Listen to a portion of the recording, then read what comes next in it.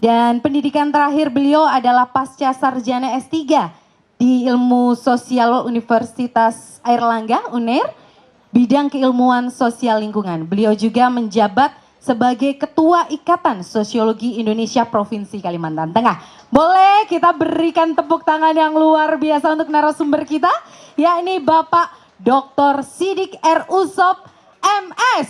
Nah, oke, boleh yang di belakang kalau tepuk tangan. Saya persilakan untuk bisa naik ke atas. Baik, selanjutnya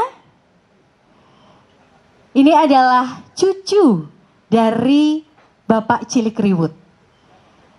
Ya, Bapak Cilikriwut mempunyai cucu, yakni anak kedua dari Ibu Enon, yakni anak pertamanya dari Bapak Cilikriwut. Ya, jadi mempunyai basic yakni di teknik sipil, pendidikan terakhirnya di Universitas Trisakti, dan saat ini beliau bekerja di redaksi majalah Bobo Kompas Gramedia.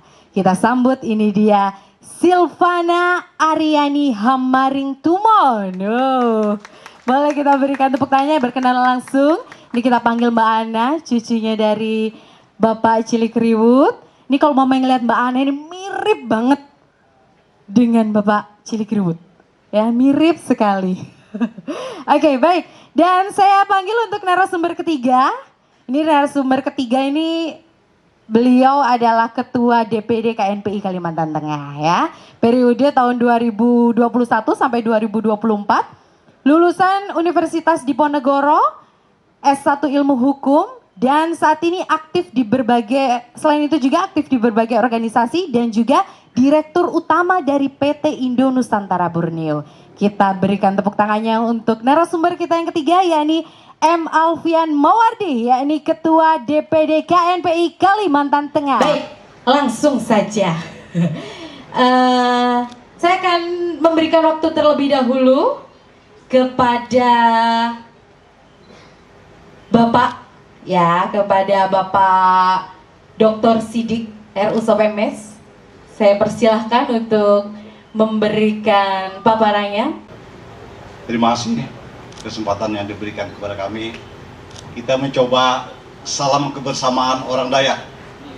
Tolong generasi-generasi mudanya menyahut dengan teriakan-teriakan semangat gitu ya. Lo. Satu kali lagi.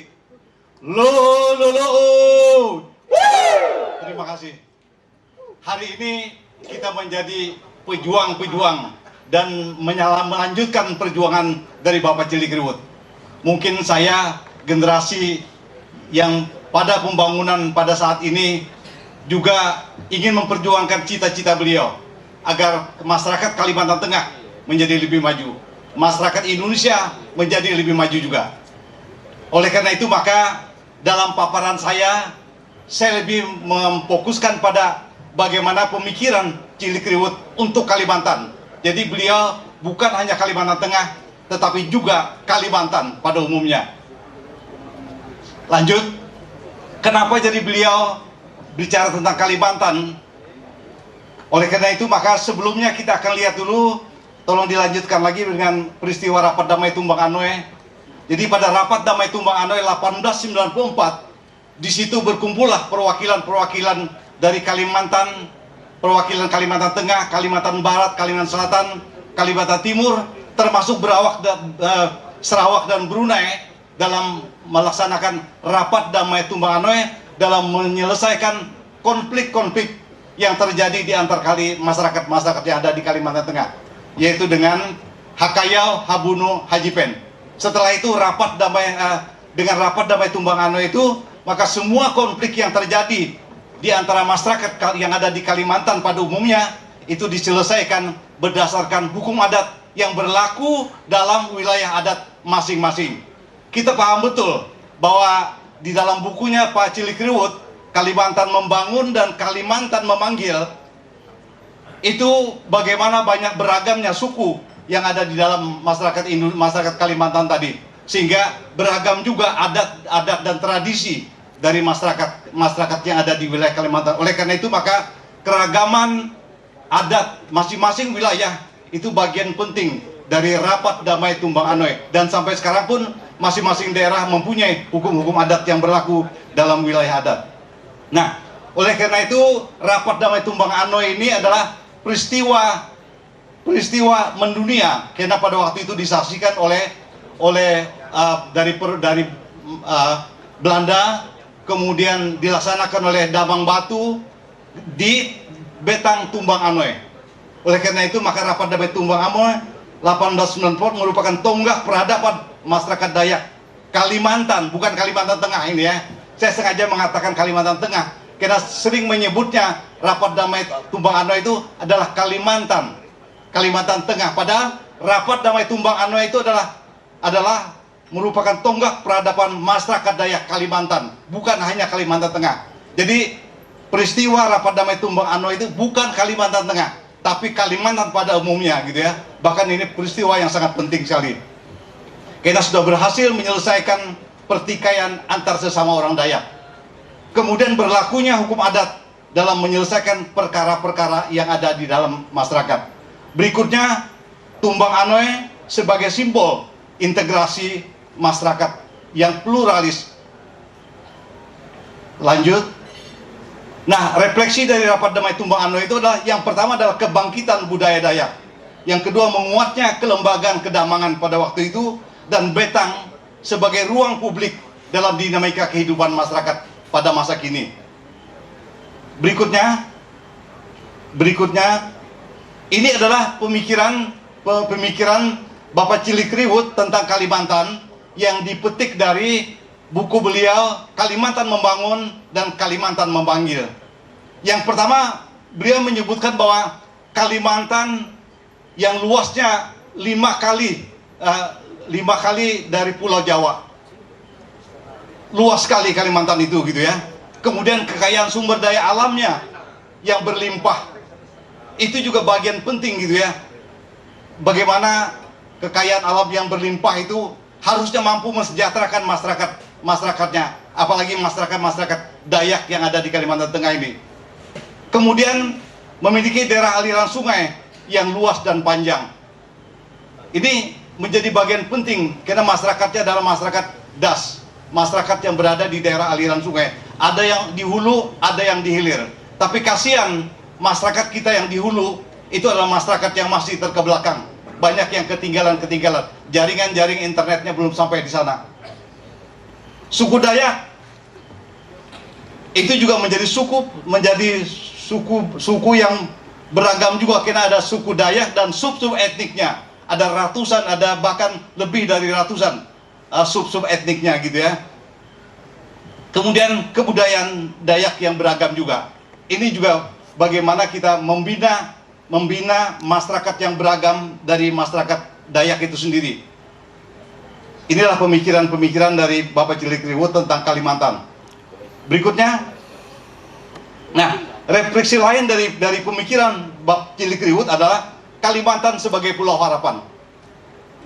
Ini adalah bagian dari perjalanan sejarah beliau yang mengelilingi Pulau Kalimantan ini dengan kekayaan sumber daya alamnya, tetapi masyarakatnya yang masih tertinggal pada waktu itu. Kemudian beliau juga merefleksikan bagaimana meneser penatau Tatuhyang, bagaimana kita menyelami kekayaan alam, sumber daya alam, baik kekayaan alamnya, budayanya, dan masyarakat adatnya. Jadi itu perlu bagian dari kita pahami, kita teliti, dan kita kembangkan bersama-sama. Meneser penatau Tatuhyang. Ada banyak kekayaan yang perlu kita gali bersama-sama pada masa sekarang ini dengan kekuatan ilmu pengetahuan dan teknologi kita. Kemudian beliau juga mengingatkan, ingat PT Tatuhyang Petak Danau akan anak Eso Haryanandao. Ini adalah sustainable development, pembangunan berkelanjutan. Hari ini sumber daya alam kita tidak untuk dihabisi pada hari ini, tapi bagaimana anak cucu kita juga akan bisa menikmati sumber daya alam yang ada di wilayah Kalimantan ini. Kemudian beliau juga sangat miris sekali pada waktu itu bahwa masyarakat kita masih tertinggal Dan apalagi dalam saat-saat pembangunan masa kini masih terdengar tempon petak menanasare, tempon kajang bisa kuat, tempon uyah betah belai. Banyak masyarakat kita yang termarginalisasi. Kita sama sekali tidak mengabaikan bahwa masuknya mobilitas orang, masuknya investor itu adalah bagian dari dinamika pembangunan. Tetapi masyarakat Dayak juga harusnya semakin maju, semakin sejahtera juga. Berikutnya, masih yang di bawah tadi, tolong. Masih sedikit lagi yang di bawah tadi. Menyelamat petak danum, betang pembelum. Inilah cita-cita beliau, bahwa kita boleh memanfaatkan sumber daya alam, tetapi kita juga harus memelihara dan menyelamatkan petak danum ini, sehingga generasi-generasi yang akan datang juga bisa memanfaatkan sumber daya alam yang tersedia pada saat ini. Berikutnya lanjutkan. Nah, inilah karakter dari Pak Cilikriwut. Beliau memiliki 3 karakter yang disebut dengan garing hatungku tungket langit.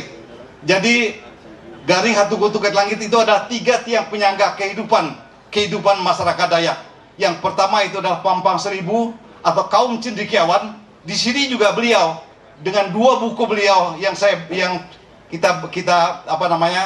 yang hadir dalam masa pembangunan itu adalah Kalimantan Membangun dan Kalimantan Memanggil. Itu adalah bagaimana beliau sebagai cendekiawan mengarang sebuah buku, dan itu menjadi referensi bagi perguruan-perguruan tinggi yang ingin mengenal bagaimana Dayak itu sendiri. Kemudian lagi Pampang Erang, beliau juga ada seorang yang tokoh adat. Jadi beliau juga seorang tokoh adat, dan beliau juga seorang yang disebut dengan Gamalan Nyahu, agamawan. Jadi 3 karakter garing hatung kutuket langit itu dimiliki oleh beliau, sehingga beliau menjadi orang yang karismatik bagi Kalimantan Tengah. Berikutnya. Nah, kita lihat dulu Pampang Seribu. Pampang Seribu itu adalah pintar harati, yaitu dia memiliki kecerdasan. Di samping memiliki kecerdasan, memiliki juga pengetahuan. Tadi kita lihat kemampuan beliau berkomunikasi, kemampuan beliau merespon berbagai macam pembangunan tadi. Beliau juga kreatif dan inovatif. Dan hal yang penting adalah semangat isen mulang, pantang mundur. Pantang mundur ini dalam konteks masa kini kami memahami bahwa adalah ketangguhan dan keuletan dalam menghadapi tantangan dinamika pembangunan dan berorientasi pada prestasi. Kalau dulu boleh pantang mundur, tapi pada masa kini adalah keuletan dan ketangguhan dalam menghadapi tantangan dinamika pembangunan dan berorientasi pada prestasi. Berikutnya, Pampang Erang. Pampang Erang itu adalah salah satunya adalah belum bahadat atau hidup beradat. Yang pertama itu adalah pembelom. Itu sebuah kesadaran dari masyarakat Dayak gitu ya, bahwa dalam memenuhi kebutuhan hidup selalu ada benturan-benturan dalam memenuhi kepentingan tadi gitu ya. Tetapi dia harus berpedoman pada apa yang disebut dengan hakam belum. Saling menghidupkan, bukan sama mematikan. Sehingga investor boleh ada di Kalimantan Tengah, tetapi juga harus memberikan kontribusi kepada kesejahteraan pada masyarakat pada umumnya. Dan berikutnya tentu saja kita juga dikawal oleh sebuah tata krama atau etika atau hukum adat yang berlaku dalam wilayah adat masing-masing. Berikutnya. Nah, inilah menyelamat petak danum. Yang pertama itu adalah pengelolaan sumber daya alam yang arif terhadap lingkungan. Yang kedua, pemanfaatan sumber daya alam yang memberikan kesejahteraan kepada masyarakat. Kemudian pedoman belum bahadat itu menjadi bagian penting karena kita berada di tanah Dayak gitu ya. Kemudian penguatan institusi kedamangan. Jadi ini menjadi bagian penting karena kedamangan dalam historis Rapat Damai Tumbang Ano yang lalu menjadi sumber inspirasi, menjadi tokoh utama. Maka pada masa pembangunan sekarang harusnya Damang itu juga menjadi inspirasi, menjadi tokoh perdamaian. Yang berikutnya adalah menembus isolasi keterasingan.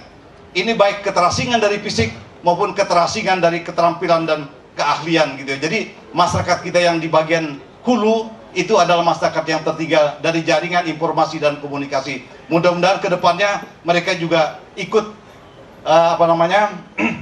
ikut di dalam menyumbang terhadap pembangunan Kalimantan Tengah dan Kalimantan pada umumnya dan masyarakat Indonesia pada umumnya. Baik, lanjutkan. Dan konsep penyelamat petak danum itu adalah keberlangsungan lingkungan, sustainable development, keberlangsungan ekonomi sosial dan budaya, dan keberlangsungan kesejahteraan masyarakat. Nah, disinilah kita yang hadir pada hari ini juga harus terus-menerus memikirkan, bersikap dan bertindak, dan semua pelaku pembangunan bagaimana mensejahterakan sebagai cita-cita Cilikriwut tadi, Bapak Cilikriwut, mensejahterakan masyarakat Kalimantan Tengah, mensejahterakan masyarakat Kalimantan, dan mensejahterakan masyarakat Indonesia pada umumnya.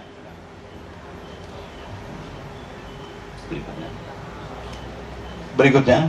Nah, inilah untuk Gamalan Nyahu atau kaum agamawan, bagaimanapun Batanggaring itu menjadi sumber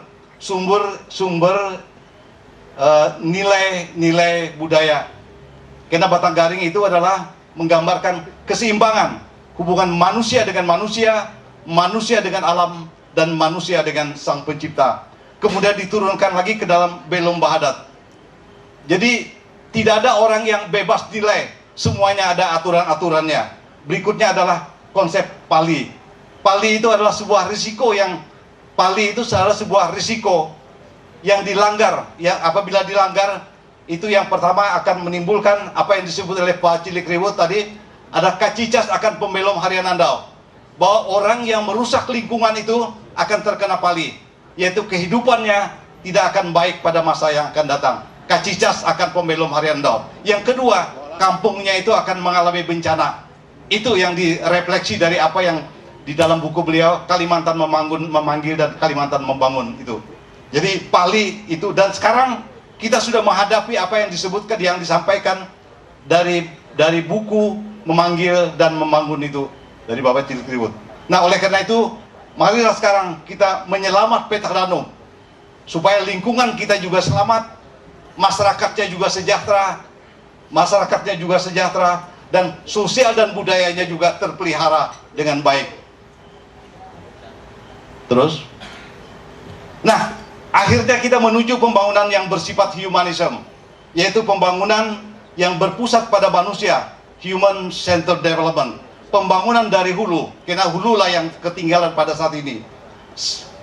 Kecamatan sebagai pusat pertumbuhan dan pengembangan kearifan lokal sebagai bagian dari kebijakan yang harus dikembangkan dalam dinamika kehidupan masyarakat pada masa kini.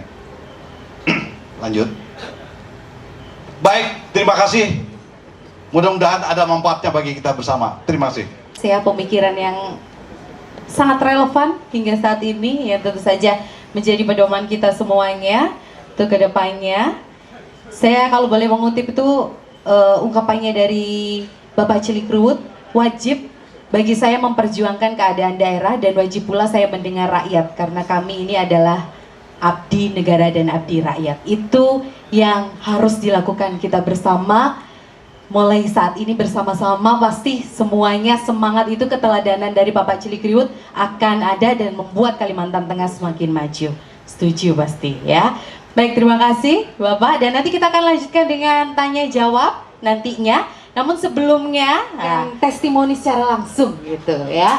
Lebih tepatnya mungkin bercerita. Ini boleh saya tanya dulu Mbak Ana ini beliau ada gue itu sampai usia 9 tahun. Usia 9 tahun. Jadi kurang lebih kelas 4 SD. Kelas 4 SD. Oke, ya kelas 4 SD. Nanti boleh diceritakan. Ini kalau umpamanya Mbak Ana ini kan hari ini akan menyampaikan materi ini pahlawanku Cilikriwut. Cilikriwut pahlawanku. Tapi sepertinya bisa jadi bueku pahlawanku. Boleh, saya persilakan untuk bisa memberikan paparannya dan juga bercerita sebenarnya. Kalau dari keluarga dan juga Mbak Ana seperti apa? Silakan. Iya. Selamat malam. Di sini saya mewakili keluarga besar Cilikriwut mengucapkan terima kasih atas perhatian dan Korem 102 Panjung yang mengadakan acara di sini untuk mengenang almarhum kakek saya Cilik Riwut. Saya juga mau menyampaikan salam dari keluarga besar kami kepada semua yang hadir di sini, semua teman-teman, bapak dan ibu, saudara sekalian yang meluangkan waktu untuk bersama-sama kita di sini mengenang pahlawan kita, Bapak Cilik Riwut. Nah, di sini saya mau cerita nggak terlalu banyak sebenarnya karena tadi kami sudah menayangkan video yang dibuat oleh keluarga Cilik Riwut. Itu video sudah lama ya kami buat pada saat mengenang 17 tahun wafatnya Bapak Cilik Riwut. Kenapa 17 tahun? Karena angka 17 itu angka yang spesial untuk gue. Tadi saudara bisa lihat, Bapak Ibu bisa lihat di videonya betapa besarnya arti angka 17 bagi Bapak Cilik Riwut. Nah, 17 tahun setelah meninggalnya gue itu di tahun 2004. Kalau teman-teman lihat tadi di videonya itu bandaranya masih yang dulu. Kemudian jalan mobil-mobil di jalanan juga jadul lah gitu. Nah, sekarang nanti kita akan coba lagi untuk membuat versi yang baru. Saya harap juga orang-orang yang hadir di sini bisa dapat mendukung untuk narasumber mungkin ya untuk kita membuat dokumentasi yang baru tentang Bapak Cilik Riwut. Baik, saya ada buat sedikit slide ya, bisa ditampilkan.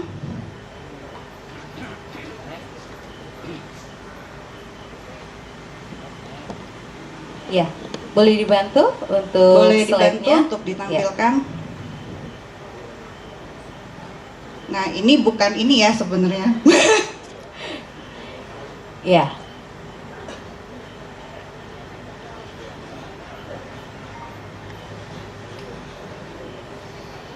Oh, belum bisa ya? Oke. Baik, boleh disampaikan dulu sambil kita menunggu. Oke, saya sebenarnya buat slide itu buat alat bantu saya juga ya untuk menyampaikan apa yang telah kami rumuskan di keluarga. Jadi saya awali dengan apa kata orang-orang tentang gue. Apa kata orang-orang tentang gue? Itu ada yang bilang gue itu berwibawa, baik hati, ramah tamah, bajenta bajura, karismatik, macam-macam. Nah, itu semua kualitas yang baik ada di gue. Kemudian gue itu sudah lama menjadi pahlawan bagi kami, bagi keluarga kami, jauh sebelum menjadi pahlawan nasional. Nah, apa saja yang perlu diteladani dari gue?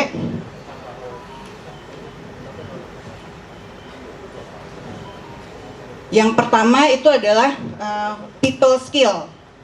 Bagaimana gue berhubungan dengan manusia lain ya. Jadi gue itu orangnya ramah dengan siapa saja. Dia bisa berteman dengan siapa saja. Nah, siapa saja ini tidak membedakan usia, suku, agama. Bahkan nih ada yang bilang gue itu berteman dengan makhluk gaib. Dan yang pasti gue itu berteman juga dengan saya, cucunya. Saya waktu itu kenal gue itu masih kecil ya. Masih seorang anak kecil yang suka main. Nah, gue itu juga teman main saya dulu. Jadi saya ingat main pasar-pasaran itu gue mau menemani saya untuk jadi yang bagian belinya, saya yang jual gitu. Jadi pada saat saya bertemu dengan orang-orang entah di pasar atau di bahkan pejabat-pejabat bilang gue itu mudah berteman, itu memang benar gitu. Kemudian gue itu juga ada yang bilang mudah beradaptasi. Jadi gue tidak hanya di Kalimantan, dia juga ke Jawa, ke Bandung, Purwakarta, Yogyakarta, Jakarta. Nah, dia bisa membawa dirinya dengan baik ya. Jadi walaupun tetap mengaku sebagai orang Dayak, tapi bisa menyesuaikan diri. Ada satu lagi nih yang saya dengar dari teman-teman yang sekarang berkecimpung di eh, pemerintahan di Palangkaraya di Kalimantan Tengah, katanya Bue itu pejabat yang merakyat. Saya nggak tahu ada pejabat yang seperti apa yang lain atau bagaimana, tapi katanya Bue pejabat yang merakyat. Kemudian Bue juga punya pantun. Setiap kali bertemu banyak orang, dia sering bilang begini pantunnya. Buat apa tangan kiri, lebih baik tangan kanan. Buat apa hidup sendiri, lebih baik banyak kawan. Itu kata Bue. Kemudian yang perlu diteladani dari Bue selanjutnya menjaga tradisi. Tradisi ini tidak hanya tradisinya sendiri ya, tetapi juga tradisi orang lain, suku lain. Di mana bumi dipijak, di situ langit dijunjung. Seperti yang tadi Pak Danrem katakan ya, jadi ini satu frekuensi lah Pak Danrem. Kemudian Bue itu mendukung pelestarian budaya Dayak yang dilanjutkan oleh kami keluarganya di sini, oleh komandannya di sini, sepupu saya Ciko ya, dia selalu mendukung kegiatan budaya yang dilakukan di tempat ini. Selanjutnya ada juga falsafah rumah betang. Rumah betang, kita tahu ya, di rumah betang itu hidup bersama, satu keluarga, satu kampung mungkin. Nah, Bue ini sebenarnya tidak pernah mengalami hidup di rumah betang, tetapi dia membawa falsafah kehidupan itu, hidup bersama, toleransi bersama itu dalam rumahnya. Satu rumah banyak saudara. Di rumah ini dulu pernah banyak orang yang tinggal, orang-orang dari kampung. Di rumah ini dan juga di rumah Bue yang di Banjarmasin. Yang di Banjarmasin itu bahkan menurut ibu saya itu sampai 30-an ya, Maya. 30-an orang itu terdiri dari saudara. Pastilah kalau saudara yang datang pasti ditampung. Dan yang saya terkesan nih, ada yang orang nggak kenal siapa terdampar di Banjarmasin dan ditampung di rumah. Nggak tahu siapa itu dia. Itu juga kalau saya baca juga orang Dayak zaman dulu kan juga begitu ya, di kehidupan rumah betang. Cara hidupnya seperti itu. Nah, cara hidup seperti itu tuh masih dibawa oleh Bue walaupun rumahnya tak lagi berbentuk tiang tinggi. Nah, persaudaraan di rumah betang ini cukup kuat. Jadi setelah mereka ini keluar dari rumah kami, rumah Bue, sudah jadi alumni, tapi itu masih persaudaraannya kuat ya. Jadi saya sih benar-benar merasakan di tahun lalu kedua orang tua saya ini kena COVID. Mereka lah alumni rumah-rumah betang Bue ini yang turut memberi perhatian kepada saya. Dan itu saya rasakan, saya ini kan udah keturunan ketiga ya. Saya masih merasakan apa yang Bue lakukan di saat dulu. Selanjutnya yang perlu diteladani lagi adalah karya tulis. Nah, Bue ini membuat karya tulis yang memperkenalkan Dayak dan Kalimantan pada umumnya, yang tadi diulas oleh Bapak Dr. Sidik. Ini juga saya merasa terharu ya, karena Bue saya ini kan pendidikannya tidak setinggi Bapak Dr. Sidik, tapi karya tulisnya itu bisa menjadi inspirasi untuk karya ilmiah seorang doktor. Nah, karya tulisnya ini juga dia buat di saat yang tidak mudah ya, itu sambilan, pekerjaan sambilan lah. Coba karya tulis dia yang pertama itu tahun 48. Itu zaman Indonesia masih gonjang-ganjing. Belanda itu belum move on ya, Belanda masih agresi ke negara kita. Sebagai tentara, dia masih sibuk untuk ngurusin londo-londo itu. Kapan coba dia sempat nulis? Tapi ternyata ada karya tulisnya. Nah, di sini saya mau menginspirasi teman-teman semua. Saya dapat kabar katanya ada mahasiswa juga ya. Mahasiswa kan kita wajib untuk membuat karya tulis. Selain karya tulis wajib, kita juga sebaiknya membuat karya tulis yang bisa memperkenalkan budaya kita, budaya Dayak. Karena zaman dulu saya baca ya di catatan gue itu, ada orang Belanda, menir siapa gitu, dia betul-betul merendahkan orang Dayak. Nah, gue marah. Tapi setelah itu dia berpikir, orang itu kan tidak tahu karena merendahkan karena tidak tahu, karena tidak ada sumber pengetahuannya. Nah, setelah itulah gue membuat karya tulis. Tapi yang itu saya jadi ingat juga kenapa orang merendahkan kita, merendahkan orang Dayak, merendahkan orang Kalimantan, karena tidak ada sumber yang bisa dicari gitu untuk pengetahuan itu. Jadi saya juga mengajak teman-teman untuk meneladani gue dalam hal ini.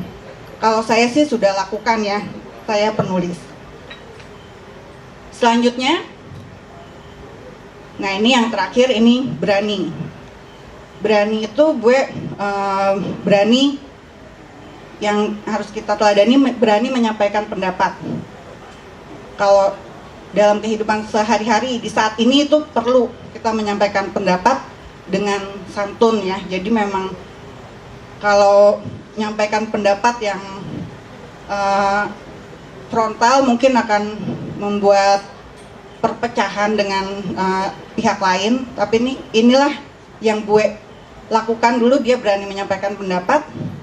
Kalaupun nggak diterima, tetap bisa tetap baik hubungannya begitu. Kemudian gue itu berani memulai sesuatu yang belum pernah dilakukan. Ini banyak yang gue lakukan ya, seperti misalnya pembangunan Palangkaraya. Itu mungkin kita yang hidup sekarang nggak kebayang karena kota ini sudah mulai berkembang. Tapi saat dulu pasti dihina-hina lah, orang nggak ada apa-apanya mau bikin ibu kota gitu kan.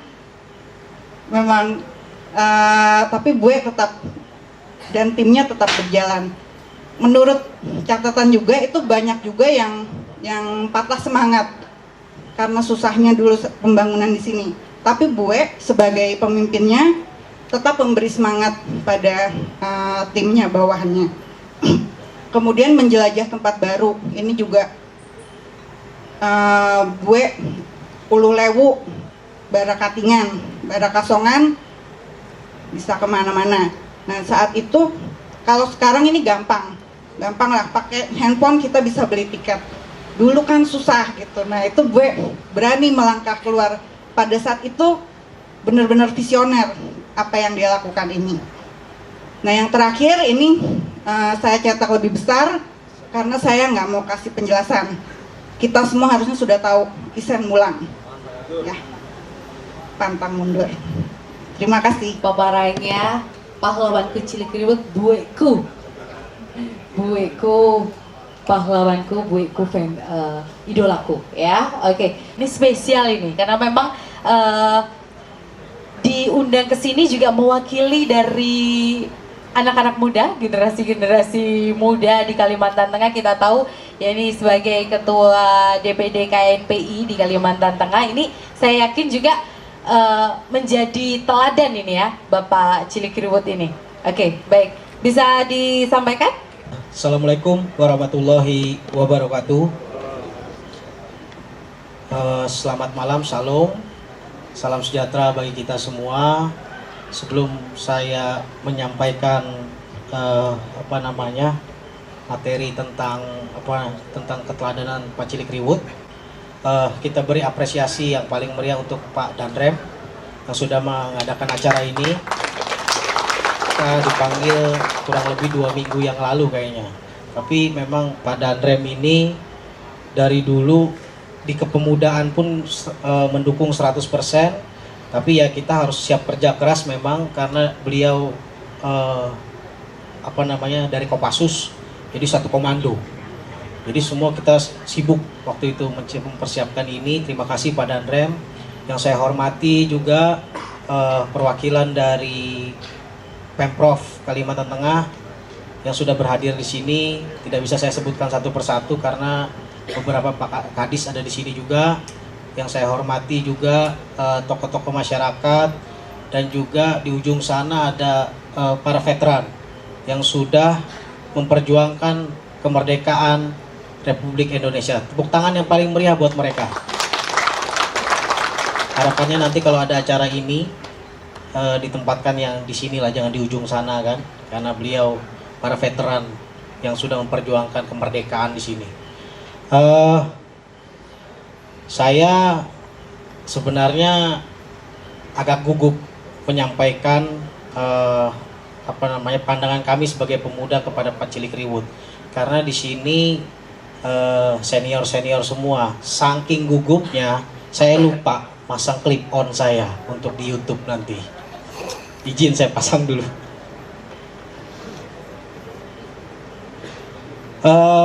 Saya tadi di CV tadi belum disebutkan secara utuh. Saya mengenal keluarga Pak Cilik Riwut ini sejak 2017 ya kayak tante ya. Jadi saya itu dulu kerja di Sinarmas di PLTU Kalteng 1. Bos saya itu suaminya Tante Haun, Pak Kris Kelana. Jadi saya kenal keluarga ini sudah cukup ya lumayan lama, dan tidak pernah menyangka tante ya saya jadi ketua DPD KNPI sekarang. Jadi kami mohon izin para senior semua, kami di kepemudaan melihat Pak Cilik Riwut ini saat mempersatukan suku-suku Dayak 142 kalau saya tidak salah, itu di umur 28 tahun. Saya sekarang 33 tahun. Jadi beliau adalah pemuda saat itu. Nah, itu menjadi semangat kami semua. Beliau bisa memperjuangkan Republik Indonesia yang kalau kita lihat saat itu betul tadi dibilang Belanda itu londo-londo ini belum move on dari Indonesia. Jadi beliau mempercayai Republik Indonesia ini bisa berdiri dengan turun dari, kalau tidak salah dari Jogja ke sini, dari Jawa ke sini, untuk mempersatukan suku-suku Dayak dan berikrarkan bersedia menjadi bagian dari Republik Indonesia. Dan semangat beliau adalah bagaimana Kalimantan Tengah ini khususnya menjadi tuan rumah di tanahnya sendiri. Teladan-teladan ini sudah kita aplikasikan di KNPI. Tadi disebutkan juga beliau suka memulai hal yang baru seperti membangun kota Palangkaraya. Saya di KNPI ada namanya program KNPI Planner. KNPI Planner ini banyak, jadi di KNPI ini aktivis-aktivis semua, pinter semua. Dalam berdebat, dalam berdemo mereka pinter. Saat saya mendengungkan KNPI Planner, semua nanya, apa itu? Kenapa program yang jauh dari pikiran aktivis saya bawa ke KNPI? Tujuannya satu, tujuannya adalah pemuda di Kalimantan Tengah berdiri di kakinya sendiri. Jadi Indonesia ini mempunyai entrepreneur itu sekitar 3%. Sorry, saya menceritakan tentang KNPI karena semangat ini yang semangat dari Pak Cilik Riwut yang kita bawa untuk membuat kita para pemuda di Kalimantan Tengah ini menjadi tuan rumahnya di tanahnya sendiri. Jadi singkat cerita, 3% yang dibutuhkan Indonesia itu adalah 14% entrepreneur. Cuma bagaimana kita membuka mata-mata para pemuda ini, karena mereka pinter memang berdebat, pinter retorika. Cuma setelah jadi aktivis, kelar jadi aktivis, bingung mau ngapain. Ujung-ujungnya jadi tim ses biasanya. Nah, jadi saya di KNPI ini mengajarkan kepada mereka, kalian bisa, boleh untuk mengembangkan bakat kalian, mengembangkan ide-ide kalian untuk menjadi KNPI ini sebagai lab politisi-politisi di Kalimantan Tengah. Tapi jangan lupa, kita harus mempunyai namanya fondasi yang kuat. Kalau tidak ada fondasi yang kuat, kalian tidak bisa untuk berjalan selanjutnya. Tidak bisa namanya kita membangun Kalimantan Tengah ini lebih baik. Kenapa banyak demo? Kenapa banyak banyak saya bisa bilang banyak penutupan di perusahaan-perusahaan tambang, perusahaan-perusahaan sawit dan sebagainya, yaitu karena kita ini para pemuda tidak diajarin bagaimana caranya meminta secara benar apa yang sudah diambil oleh perusahaan-perusahaan itu, lalu bagaimana kita sendiri mendapat manfaatnya. Di KNPI Planner jawabannya, kita di program KNPI Planner ada namanya kita meminta dana investor CSR dari perusahaan-perusahaan yang ada di Kalimantan Tengah. 100 lebih yang berinvestasi di sini tidak mungkin tidak memberikan dana CSR-nya untuk kepentingan kepemudaan. Setelah dia memberikan dana tersebut, kita akan mengadakan pelatihan, kita adakan namanya pelatihan UMKM, lalu akan dikasih permodalan dari sana. Saya sempat melakukan itu, lalu jawaban dari perusahaan-perusahaan tambang itu adalah kita memberikan dana CSR itu untuk daerah yang terdampak. Terdampak itu di mana? Biasanya lingkar tambang itu di kabupaten, di lokasi yang perusahaan itu berdiri. Oleh karena itu saya menyurati KNPI yang ada di kabupaten kota untuk meminta dana CSR mereka untuk kepentingan kepemudaan. Bukan untuk bagi-bagi kue, tapi ini murni untuk kepentingan melatih para pemuda-pemuda Kalimantan Tengah menjadi entrepreneur muda. Itu juga sejalan dengan program dari Pak Gubernur, bahwa beliau meminta para pemuda ini kreatif untuk memberikan suatu inovasi dan memberikan suatu pengabdian untuk tanahnya. Kalau kita menjadi entrepreneur, kita tidak lagi menjadi pencari lapangan kerja, tapi pencipta lapangan kerja. Dan teladan inilah, semangat Pak Cilik Riwut inilah yang saya bawa. Bagaimana kita para pemuda ini betul tadi semoga menjadi Cilik Riwut yang baru. Jadi kita para pemuda terutama yang ada di KNPI itu ingin para pemuda yang ada di Kalimantan Tengah ini memberikan suatu arti seperti keteladanan Pak Cilik Riwut. Itu juga yang saya sampaikan ke mereka. Bentar lagi kita menghadapi pilkada, bentar lagi kita menghadapi pileg. Jangan mau dipecah belah dengan sara, suku, agama, dan antar golongan. Itu saya pesankan kepada mereka. Karena apa? Salah satu bos saya, yaitu tadi Pak Kris Klana, itu adalah agamanya Kristen. Saya saat di Sinarmas itu diapresiasi dengan baik oleh beliau. Ini cerita sedikit. Setelah saya pindah ditugaskan di Kalimantan Tengah, saya bekerja dengan bos saya itu beragama Muslim. Muslim yang dahinya itu hitam. Puasa Senin Kamisnya rajin, sholatnya rajin, tapi penilaian saya dulu saat saya bekerja dinilai jelek karena dia nggak suka sama saya.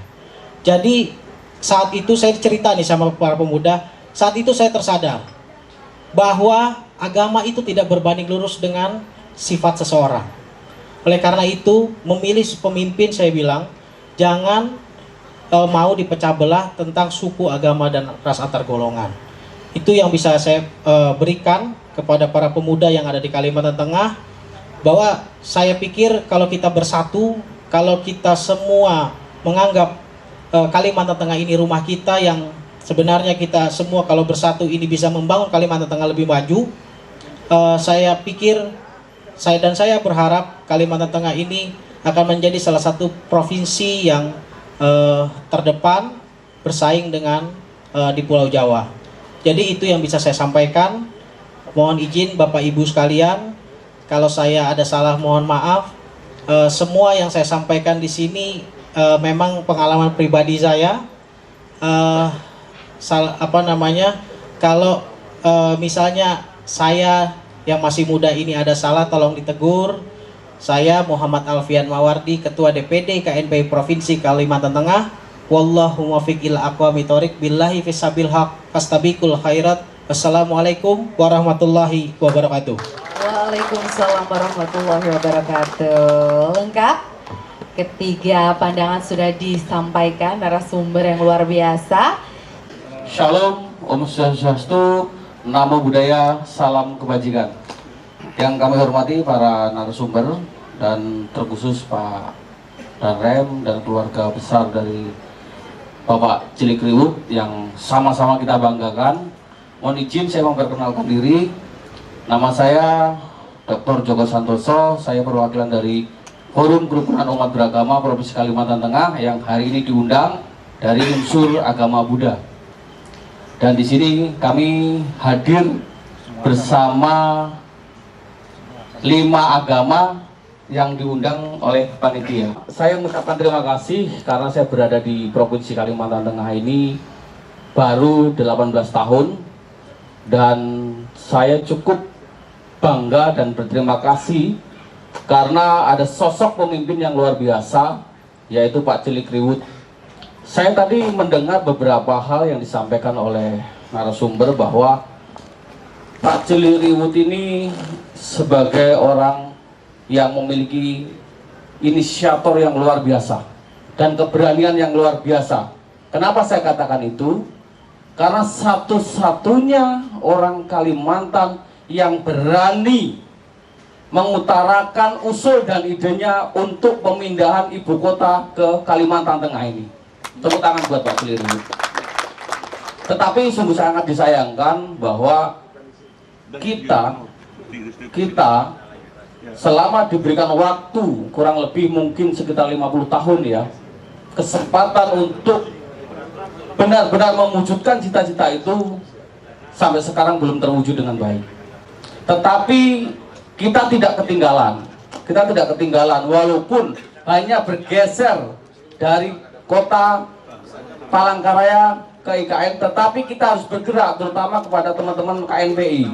Saya ingin melihat betul KNPI ini bukan hanya berdiri sebagai pemuda saja, tetapi tunjukkan kiprahnya bahwa kita Kalimantan Tengah ini bisa meneruskan cita-cita Pak Cilik Riwut untuk menjadi penyokong utama berdirinya IKN. Ya. Itu yang pertama. Yang kedua saya ingin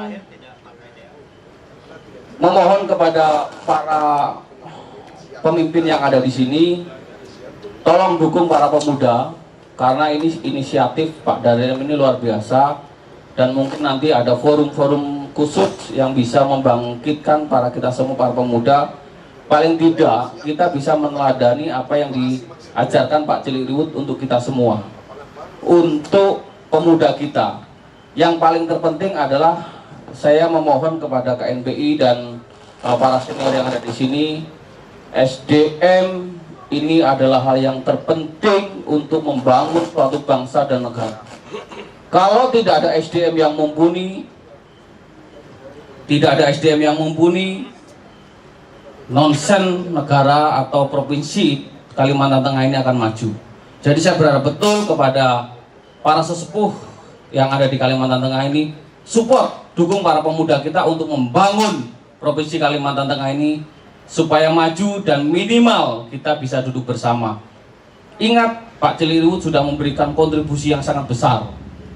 Dan saya minta tanggapan dari KNPI terutama ini, terobosan-terobosan yang bisa dilakukan minimal dalam waktu dekat untuk persiapan-persiapan itu. Ya, terima kasih.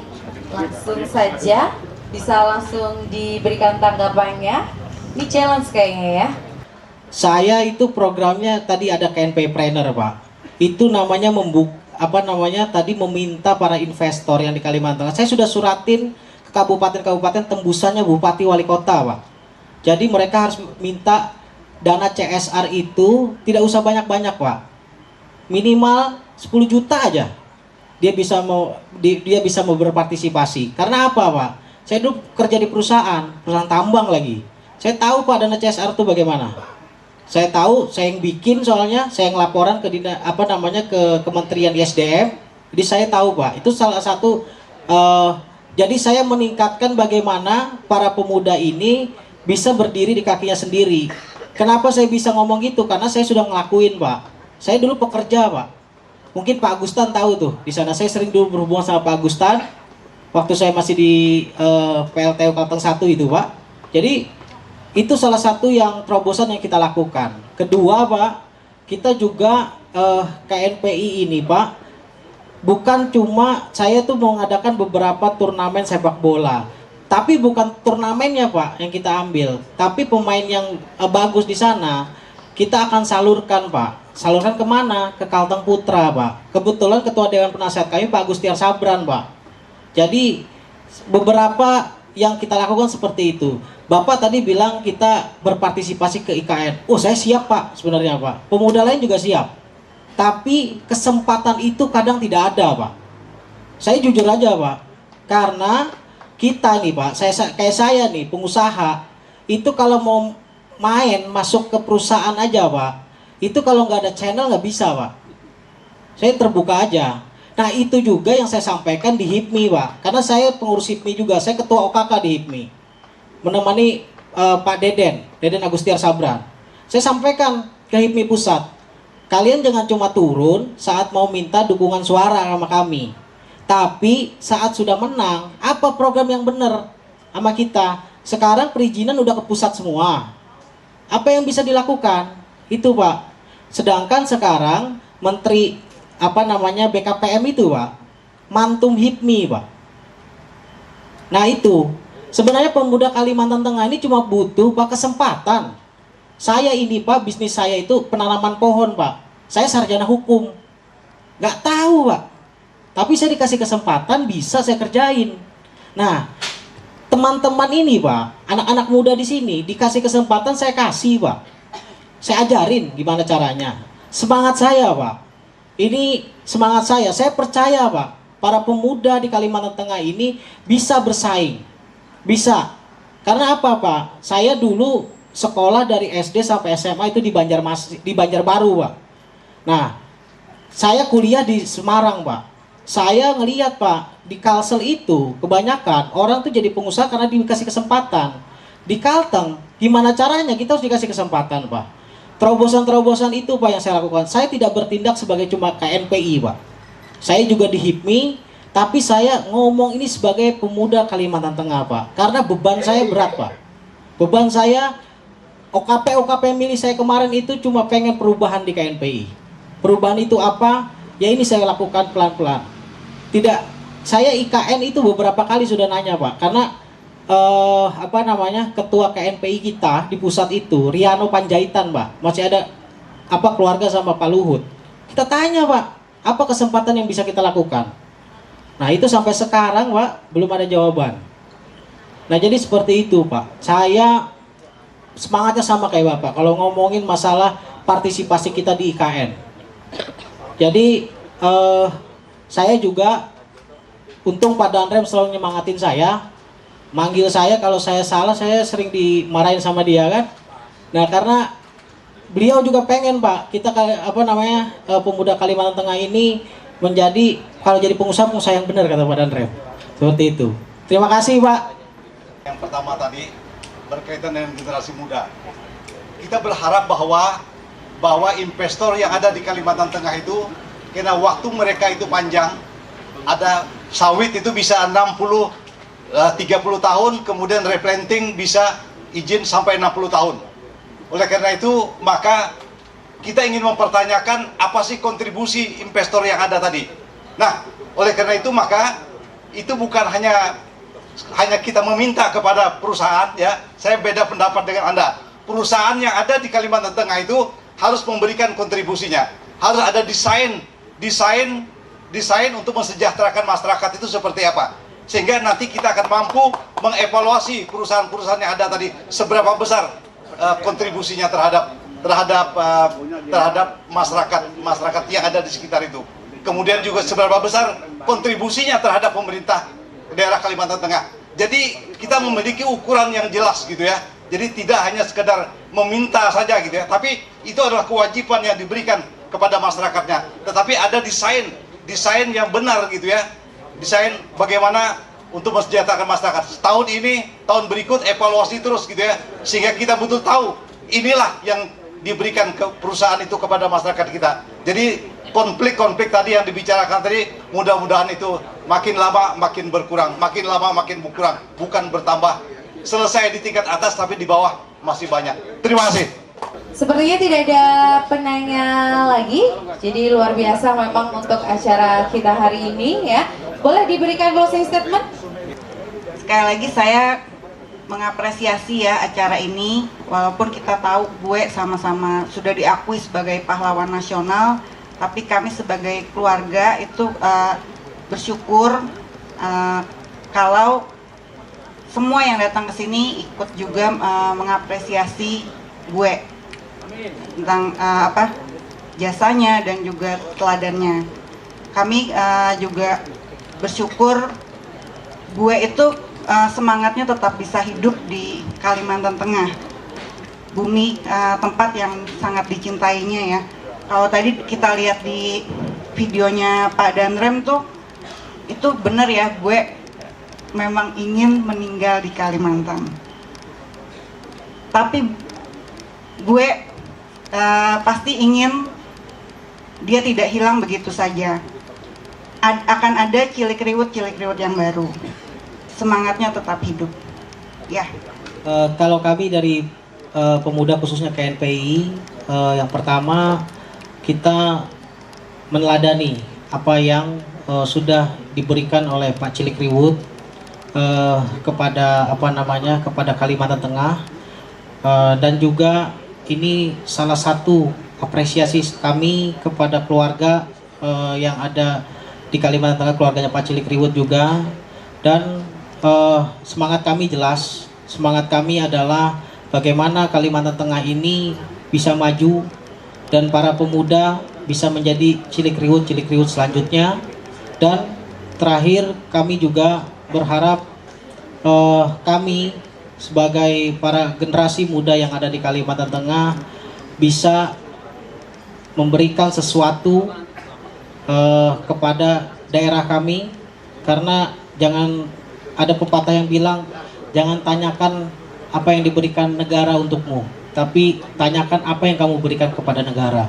Jadi oleh karena itu kami ingin dan selalu berharap kami bisa memberikan arti untuk Kalimantan Tengah seperti Pak Cilik Riwut. Terima Pengalaman kasih. saya pada waktu saya berada di daerah Suruyan Hulu, yaitu di Desa Buntut Sapau, di mana di situ pada waktu itu adalah tempat pertapaan. Mereka bilang ada tempat pertapaan Bapak Cilik Riwut. Dan di lingkungannya adalah hutan, dan di sana ada air riam di bawahnya. Disitulah tempat beliau bertapa.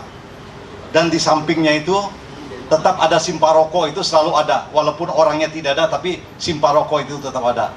Jadi pada waktu itu saya mencoba merenung juga di tempat beliau bertapa itu, di daerah ujung Seruyan, di daerah Buntut Sapau itu. Nah di sana saya akhirnya menyampaikan apa yang saya katakan dari refleksi pemikiran beliau tadi. Itulah yang saya tuang dalam Menyelamat Petak Danum itu tadi gitu ya.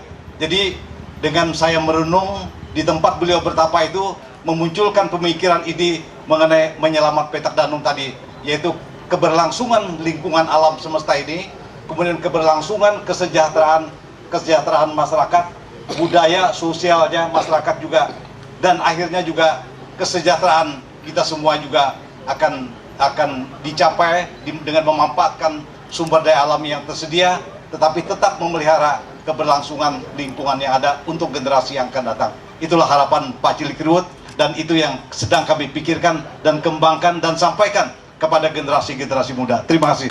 Boleh kita sekali lagi berikan aplaus yang meriah untuk ketiga narasumber. Boleh berdiri ketiga narasumbernya. Luar biasa sekali kita yang ada di sini, tidak hanya meneladani saya yakin, tapi kita harus memberikan masing-masing bukti action masing-masing bahwa kita semuanya bisa meneladani dan juga melakukan, mengaplikasikan bersatu ya, bersatu bersama. Dan tentu saja basic masing-masing boleh berbeda, tapi satu yang harus terus disemayamkan di dalam diri, yakni tidak boleh pantang menyerah, meneladani apa yang sudah diberikan Cilik Riwut untuk kita semua yang ada di sini dan juga untuk Kalimantan Tengah. Dan harapannya tidak akan terjadi konflik ya di Kalimantan Tengah. Kita yakin dengan falsafah Huma Beta ya, kita semuanya bergandengan tangan semuanya untuk kesatuan dan kemajuan di Kalimantan Tengah. Oke. melukis bue khusus. Ya, ini tulisannya Aramaro Panju Panjung Isen Mulang Cilik Riwut.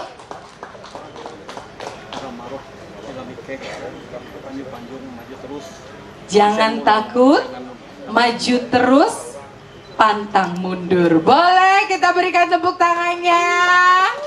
Ya, semoga menjadi kado terindah untuk Bue dan juga keluarga.